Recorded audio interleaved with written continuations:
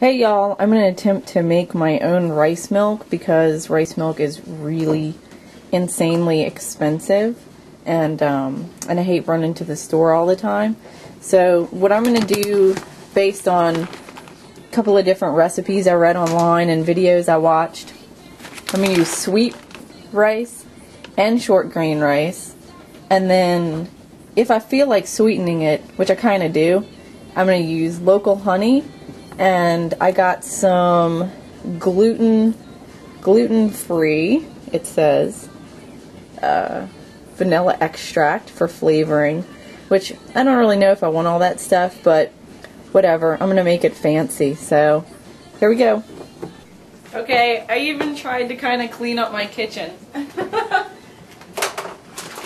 do this. Sorry if it looks like somebody like vomited on the top of my stove, but you know, I can't keep up. So, anyway, I'm going to pour a little bit of rice, handfuls, because I want to make a ton.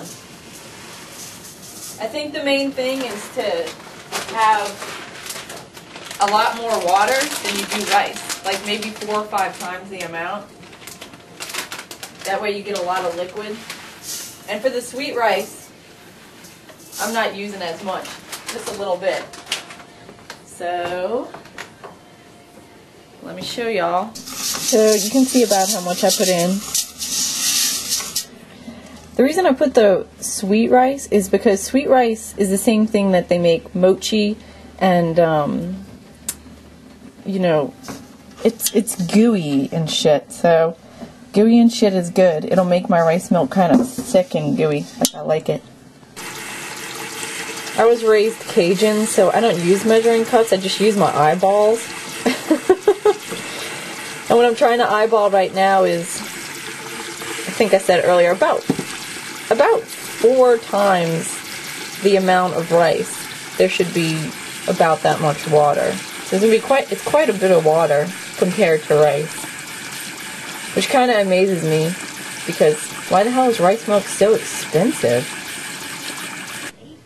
So what we're going to do now is bring it to a boil and stir it up and then let it simmer down and then let it go. But like nobody really says how long to kind of let it go. Everyone's like, just do it for a while.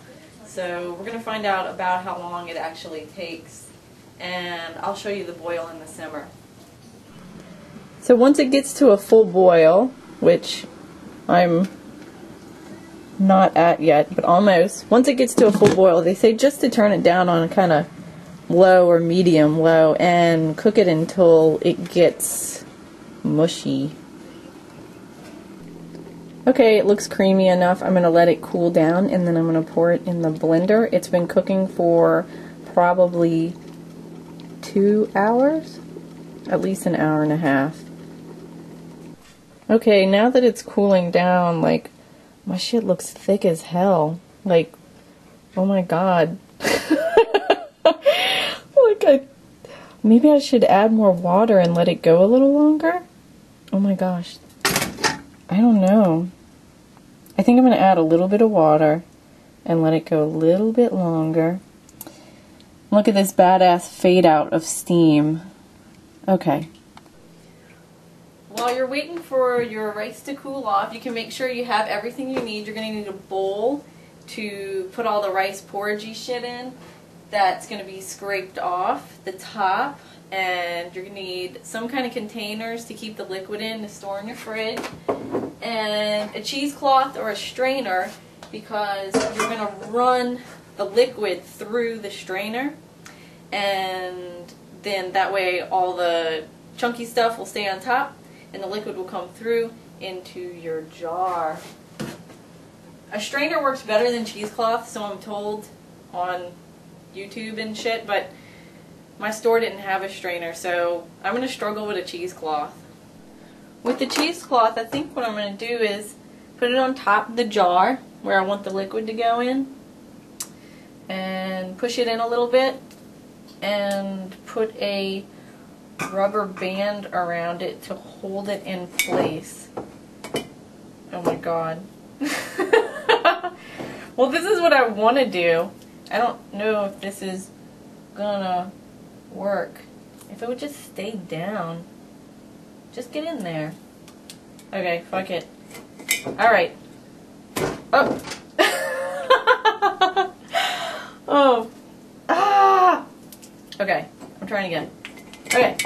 Yes, this is how I'm gonna do it. I'm gonna do it.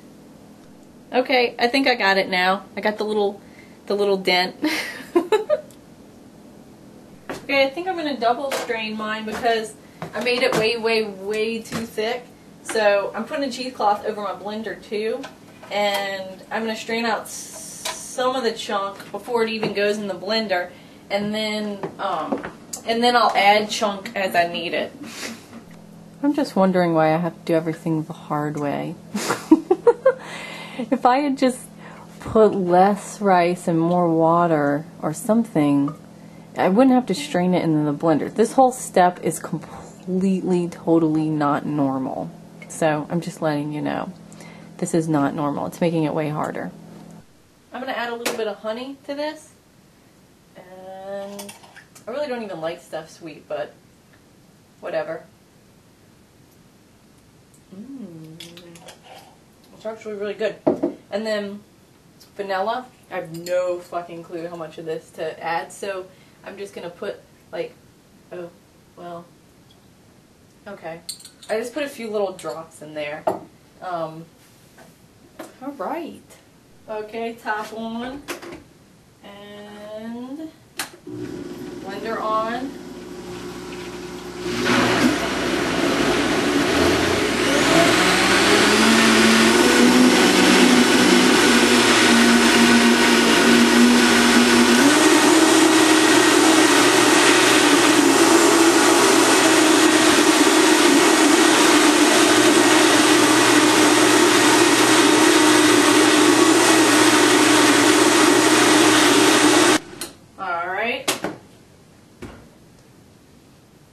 That smells kind of good. You know, I have a Vitamix blender. I don't think that I actually even have to use the cheesecloth to strain this a second time, and the liquid looks pretty good, but we'll try it out anyway. Alright, I'm just going to pour it through the cheesecloth a little bit into this this glass just because we're going to do this for fun.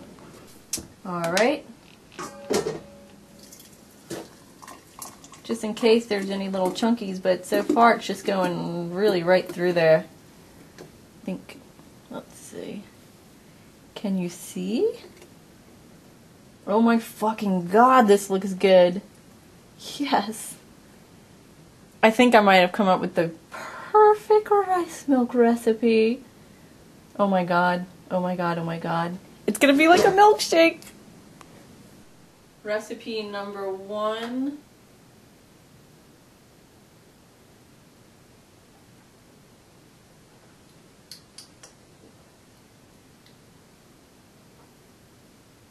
That's pretty good.